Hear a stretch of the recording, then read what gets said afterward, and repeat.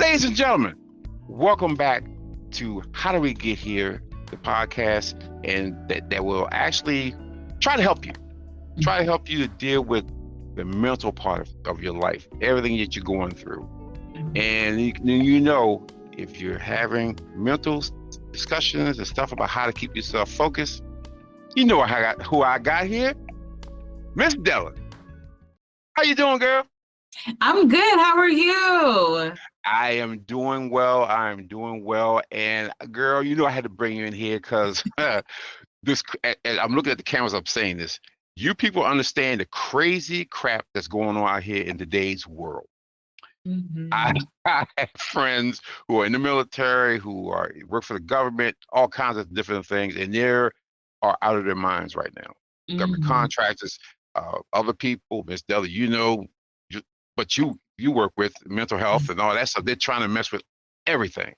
So people don't know how to handle this, and a lot of them never been in this situation before. And I feel it's my duty. It's our duty to make sure we give you some things to listen to and work on to keep you focused and keep you connected to everything that's going on out here, and more or less connect to yourself, because you're going to forget the jobs and all that stuff, because you have no real control over that. You can't control you. You can control how you react to it and what's your next steps. Sitting in a world of woe is not going to help you. No. It's not going to help you. Yeah, you're going to be depressed, you're going to be angry, you're going to be upset, you're going to be all that. But in the end, it's not going to help you. You still got to come with a plan and move forward to do something else. And we just want to talk to you about steps you need to do, things you need to do to, get out that rut and get to moving, because bills still got to get paid, vacations still got to be had. You still got to take care of those babies and going to school, the ones going to college. You got to take care of putting money in your retirement if you have retirement. All that continues. So you need to get your money, that mind straight. That mind has got to be this 6 inches up here has got to be tight. So that's why we're here to help you today. So I'm going to my girl, the guru herself, and I'm start asking some pointed questions that people have been kind of asking me. So, and I'm like, I can give you some answers, but you ain't gonna like my answers. But her answers is from someone who went to many, many years of school and got the answers for you. So she's gonna be giving these answers. I'm just telling her to answer the questions. So the first is, how can someone recognize when they need professional mental health support versus just managing on their own? Because a lot of people nothing against prayer. Prayer is one of many things you can use. But a lot of people are like, I'm just going to pray on it. And then they keep rehashing. It's like chewing the gum until the gum is out of flavor.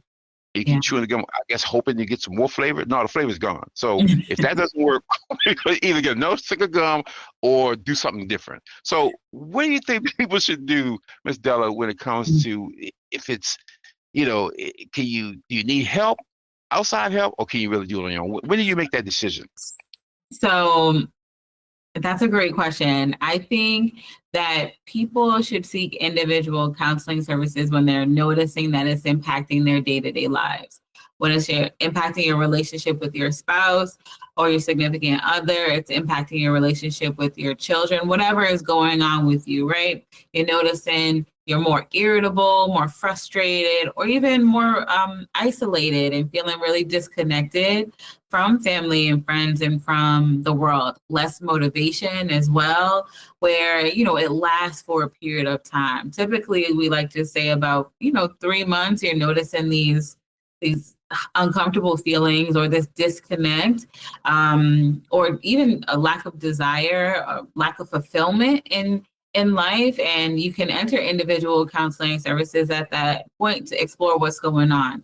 Because sometimes we're like, okay, I can power through, it'll be fine, but it'll be fine and will only last but so long. Let's kind of check in with the therapist and see if it's the way you're thinking about a situation or processing. So ultimately noticing the impact that it is having, or stress or life change is having on your day-to-day life, and then your day-to-day, even your work performance too. You're noticing that your work performance is starting to decline. You're not getting positive reviews by your supervisors anymore, or you're just feeling less fulfilled. and tearfulness naturally. You're noticing you're more angry, you're crying more often, things along those lines. At that point, I would say, hey, let's check in with the therapist and see what's going on. And that's great, because the other thing I'm hearing just and there is people are now resorting to other things, and that's what I'm hearing is alcohol. Mm-hmm. It's like, I gotta take that edge off, I gotta, I'm shocked and surprised. And it's all shocking and surprising, because again, the things that are happening now are so crazy, I can't even talk about it on this podcast, because that's not what this is about. It's about people really coming to grips with what's going on. And I'm going to say this personally, alcohol is not going to solve it. No. Alcohol and drugs is definitely not going to solve your problem. It's going to actually cause another set of problems that you don't need at this point. So don't do that. So alcohol is actually a depressant. A lot of people don't know that. But alcohol can actually increase your risk of depression or depressive-like symptoms. It is a depressant. Wow. See that? So it's going to make you more depressed. So if you drink it to not be depressed, it's going to actually make you more depressed. So you don't need that at all. So. And the thought is usually, oh, I'm happy, I'm lively, when after I've had a couple of drinks and things along those lines. Okay, how do you feel like when you wake up in the morning? Do you really still have that kind of burst that some people describe? But I say all that to say no, alcohol, drink after drink in order to cope with what is going on with us emotionally. It really actually distracts you from processing the experience and being present in the experience. Oh, cool. And that's true. I believe that wholeheartedly.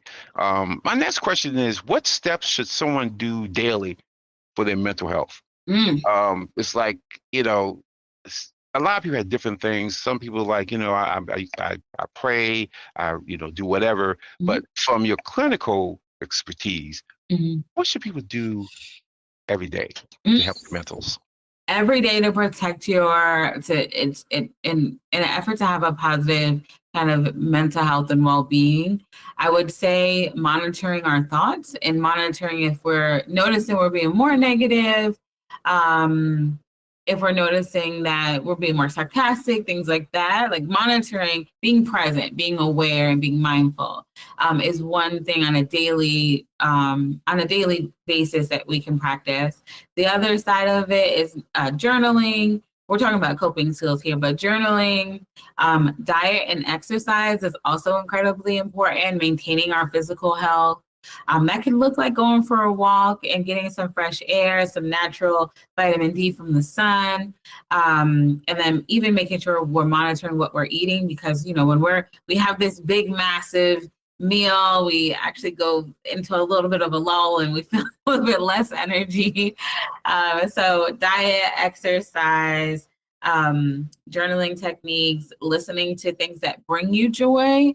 For example, music or your favorite podcast, to just really create. And set aside time that is just dedicated to the things that bring you joy can help you build resilience in times of stress, because now you know what your plan is when you are frustrated about something or when you're going through a bad season.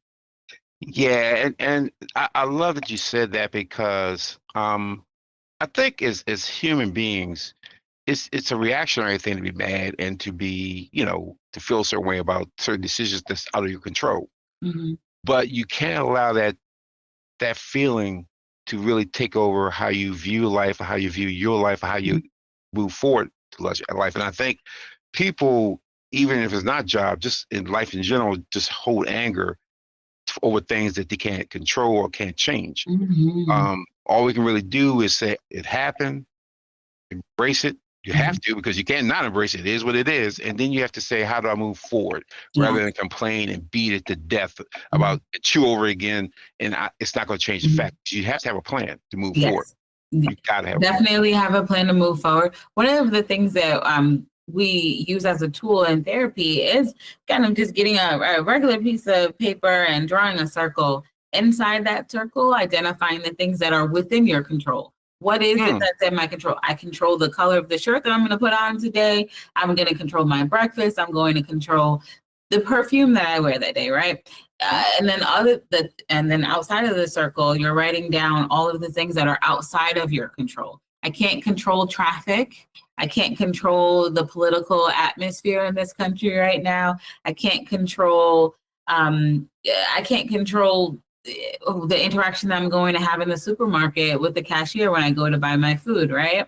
So looking at those things that are within your control, recognizing you do have control over a lot of things, and then letting go and challenging yourself to let go of the things that are outside of your control. Because the more we try to control the things that are outside of our control, the angrier and more dissatisfied we recognize we're becoming. And then that has a residual impact, yes, on our mental health, our families, our friends, society, and so on, and overall fulfillment. And that is so true. So true. Which kind of leads me into my next question for you is, with all the pressure, societal pressures and negativity going on in the world, how can people protect their mental space? Because it's a lot. And y'all, you know what I'm talking about. You turn on the news, it's depressing. You go to social media, it's depressing.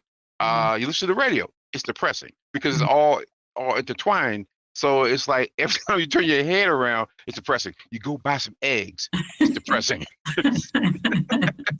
So it's like, so at some point, how do I protect my mentals? Because I mean, I know what I do, but I can see why people are cooking. There's people who small story from yesterday. I went out to Safeway to get something, and the lady was standing in front of eggs, mind you. She's standing in front of eggs like, when the hell the eggs become $18 for a dozen? And I looked at her, I said, I was sitting there to her, I want to get involved in that conversation because if that happens, then I'm sitting for 20 minutes talking about eggs and everything else. So I always looked at her, I said, yeah, everybody's saying that. And she's just like, pretty soon, I'm just stay home. I can't buy eggs. I can't go out. It gets too expensive. This is crazy. And she's, mind you, she's having this conversation with nobody. She's talking to nobody. She's just standing in front of the eggs, having this discussion about how expensive the eggs are and all this other stuff is going on. And I said, oh, wow.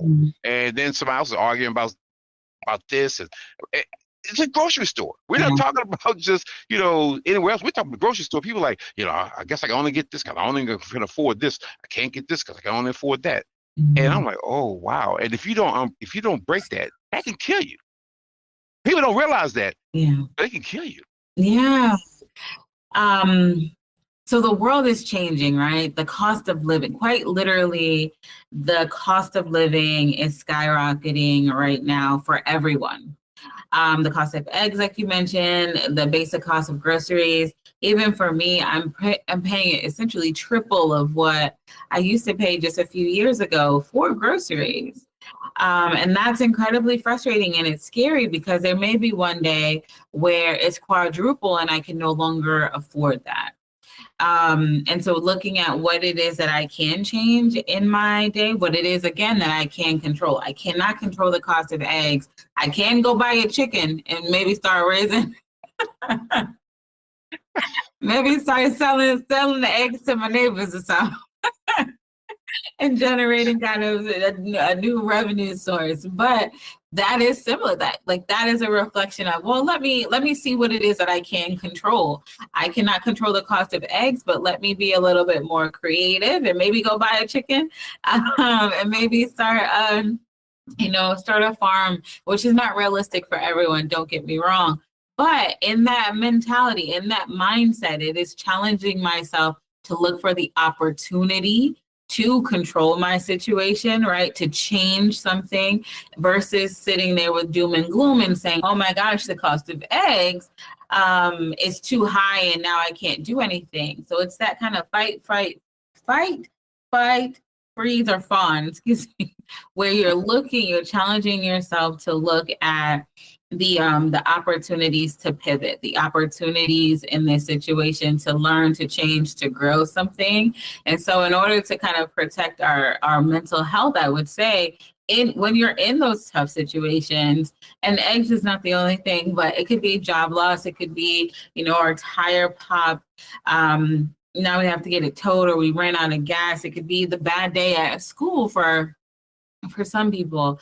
But challenging yourself to think positive, and I don't mean be happy-go-lucky every moment of the day, because it's not realistic. Allow yourself to feel what you're feeling, validate your own emotions. It is okay that I am angry right now.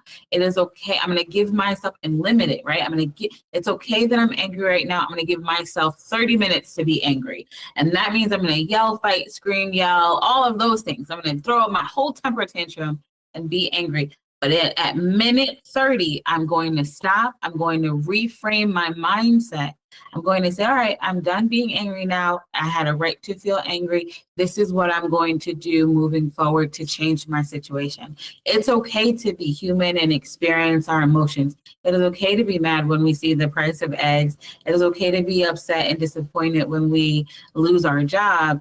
In doing so, challenging yourself to see the opportunity in the situation. So affirm yourself, affirm your thoughts, affirm yourself, affirm your thoughts and your emotional state, but move forward, and challenging yourself to move forward. Come up with that plan, change the budget, change the foods that we're eating, change. And I don't mean that for everything. It's not always the case in every situation, but we have to challenge ourselves to not stay stuck.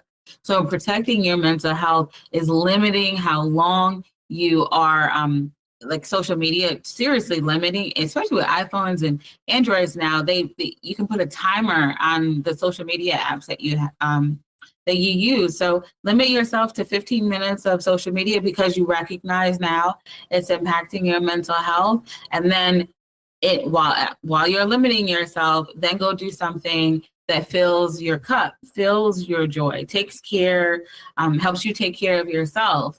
And again, that could look like participating in a fun activity. That could look like listening to music. That could look like watching the latest episode of some movie or some show or something like that. But creating boundaries within yourself. But you have to you have to develop self-control and discipline to limit, to cut yourself off from things that you know are negatively impacting your mental health. Oh my God. Beautiful. Absolutely beautiful. Because again, people use social media to kind of like get them out of situations. You know, I can live in this fantasy world. Well, it's not fantasy world anymore, because you see the same type of thing, one side or the other. And I don't want either. I just want to have a spot in my mind where a safe space where I can say, you know what, I just need to get away from all this and resettle. Get my mind resettled in a new space so I can move forward and deal with these issues that are now upon me, rather than complaining about it, drinking about it, using drugs, any other coping mechanism that's going to cause more problems than help you cope. So I love how you put that, you know, and it just has to happen, you know.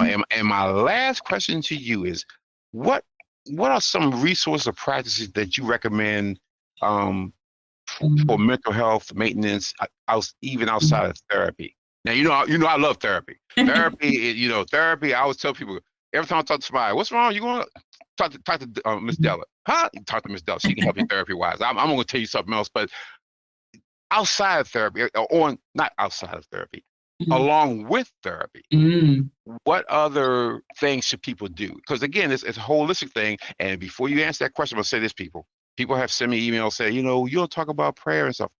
Prayer is wonderful. I'm not telling you not to pray.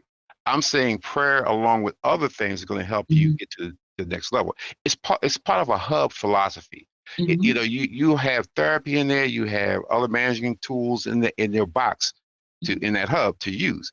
You just don't use one. You use all of them to maintain, because eventually one is going to run out, and you're going to be like, but particularly some things are going to run out. But with therapy and prayer, you got to work in tandem with those two. So, you know, I'm just had to throw that out there for you real quick. So what are some of the things? Ask the question one more time. So what other healthcare maintenance things should people do outside of therapy? So there are 8 dimensions to living well. And Damn, so 8? there's 8 dimensions. I didn't know that. Okay.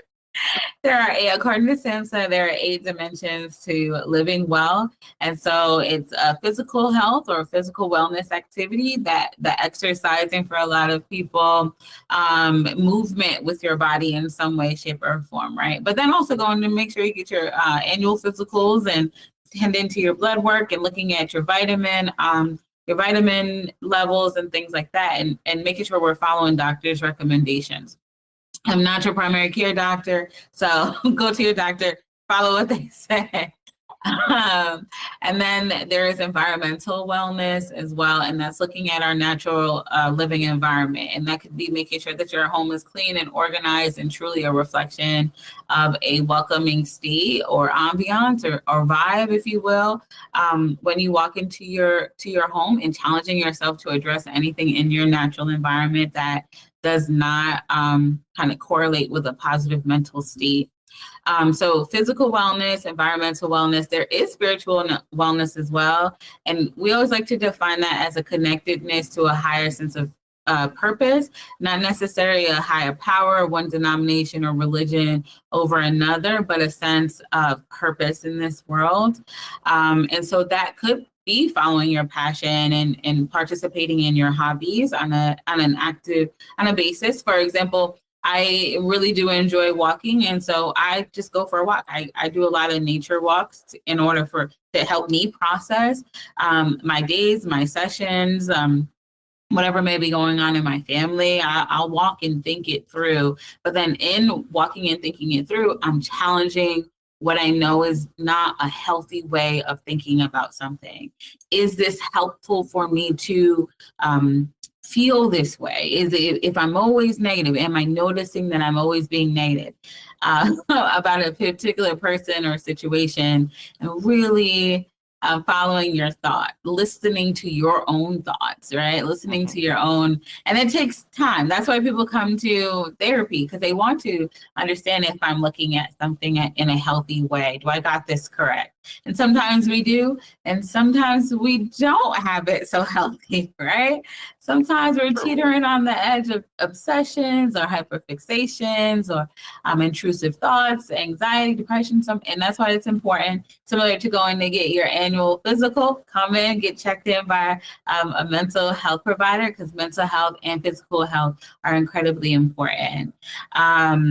So physical health, environmental wellness, spiritual wellness, financial wellness. If you know your finances are stressing you out, go in and talk to a professional. Get some financial advice from someone who understands the numbers and can help you develop the budget necessary to live at your current lifestyle, right? And then set goals for moving forward. Have those conversations with your local banker and say, hey, this is my plan. This is this is what I get from my paycheck, or this is my unemployment right now, and have those conversations. Let's put the emotional experience of having to do some of these things aside. It could be shame, it could be guilt, it could be embarrassment because my finances are not good. But then you stressed out because your finances are not good, and you're taking it out on everybody else, and then you're sitting in it. Yeah, it's. You see what I'm getting at? So there are a lot of, I still like to say there are a lot of practical things that in our day-to-day life that we know are causing stress that we can address, right? We can go find those resources for that specific thing that is stressing us out, while also incorporating positive coping skills, healthy coping skills. I know you said, or no, I mentioned going for a walk. What is something that you enjoy doing to help you kind of cope? Oh, you know me, I'm in the gym. I am in the gym. I got to meditate. I have to separate myself from the madness. That's what I do, people.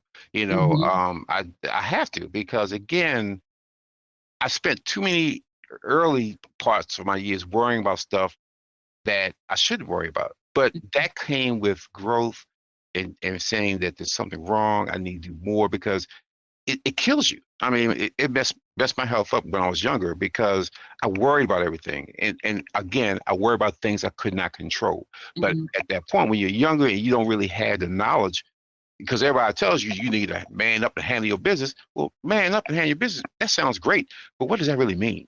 Mm-hmm. And when your health starts to suffer, that tells you that you're really not handling it the way you should handle it. And that's what it took for me to say, okay, it's a different way. I have to search for it. Because the other thing is, you have to search for it. It's not something you're going to find on TV. You find a lot of stuff on TV, but nothing that's going to help you get your mind right with yourself, or get your mind right with what's going on, or get you focused on the things that you need to do.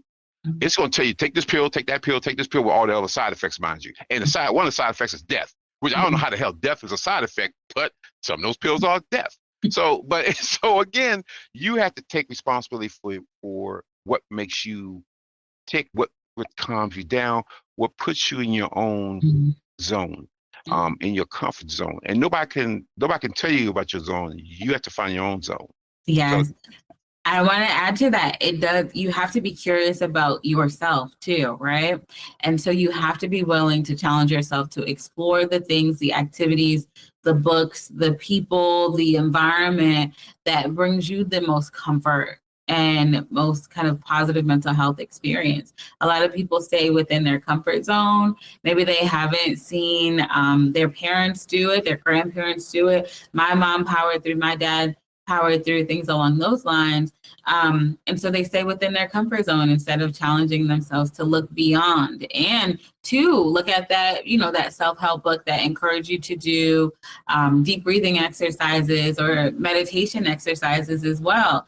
Turn on that YouTube and listen to some yoga meditation music and see if that helps, right? And if Absolutely. It does, let's keep it going. Turn on those motivational motivational podcasts, or those motivational sounds, and see if that helps. Be curious about what brings you comfort, right?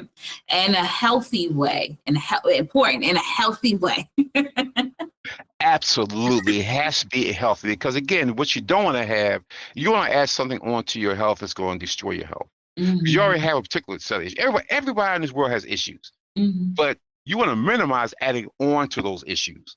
So drugs, alcohol, anything else, any risky behaviors, no, it's not worth it. It's going to cause more. It's a sudden and it was a long term. Oh, I made that mistake. And you don't want to do that, and none of us want to do that. So we're here to give you those guidance, and give you those opportunities, and have this discussion about how to get over the hump. And you're gonna have many humps. Life is full of hills and valleys, and you just have to find a way to get over it. And this is just one other little valley that we're currently in, but it's going to get better. And speaking of getting better, how do the people get in touch with you, Miss D, Miss Della? So we're August Rose Health Center. You can just Google us. We're also on Facebook, Instagram, and all the socials, right? We're there. But feel free to give us a call anytime. We're here Monday through Friday. And we are accepting new clients.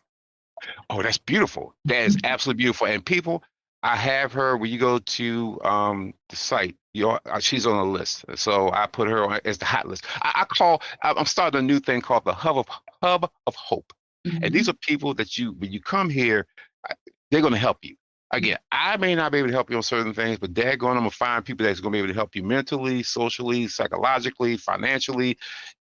That's what we're here to do, to come here and help you to become better. Help yourself to be better.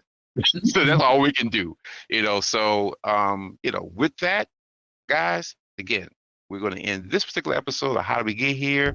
And like I said, please take care of yourself out here. It's going to get a lot worse. So I'm not going to we're never going to sugarcoat anything. Yeah. It's going to get worse. I need you to now get on some sort of bandwagon to keep you focused and keep you balanced. Because that's the most important thing that you have to do right now, is keep yourself balanced and focused on what you're going through. Don't worry about the world. The world is you. You have to worry about your world. You can control your world, so do that. And so with that, we're going to end this episode of How We Get Here. And you know what you need to do, people. Subscribe to the channel. Hit the little bell button so you can get the latest podcast when it comes out, episode that comes out. And like I said, Ms. Della, I want to thank you again, as always. Bring your knowledge and everything to the table. And again, we'll be talking again. We'll be talking real soon again. And until next time, people, peace and blessings to you.